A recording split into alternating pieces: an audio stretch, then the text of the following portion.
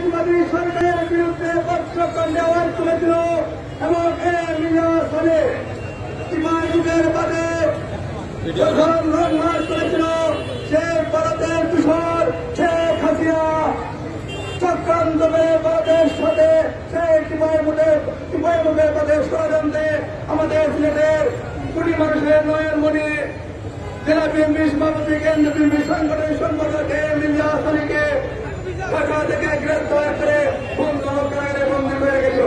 আমরা এই সরকারের কাছে স্পষ্ট ভাষায় জানতে চাই, আমরা বিভিন্ন মিডিয়ার মাধ্যমে বিভিন্ন ধরনের আগে এবং বিভিন্ন কথা শুনতে পাচ্ছি। আমরা সঠিক সিদ্ধান্ত এবং সঠিক জিনিস জানতে চাই। আমাদের ইফতারের মধ্যে চলে যাওয়ার আন্দোলন কোথায় রয়েছে আমরা দেখতে পেয়েছি। এই আয়নাঘর থেকে অনেক নেতৃবৃন্দরা বেরিয়ে এসেছেন। আমরা এই অন্তর্বর্তী সরকারের কাছে আবারও সিলেটবাসীর পক্ষ থেকে বিএনপির পক্ষ থেকে স্পষ্ট ভাষা জানতে চাই আমাদের এই মিডিয়া দলে কোথায় রয়েছে এবং আমাদের মাঝে ফিরিয়ে দেওয়া তো আহ্বান জানিয়ে আমি আমার সংক্ষিপ্ত বক্তব্য থেকে শেষ করলাম। বাংলাদেশ জিন্দাবাদ, বাংলাদেশ জাতীয়তাবাদী জিন্দাবাদ, শহীদ জওয়ান হোক, দেশের জন্য সবাইকে ধন্যবাদ। আসসালামু আলাইকুম।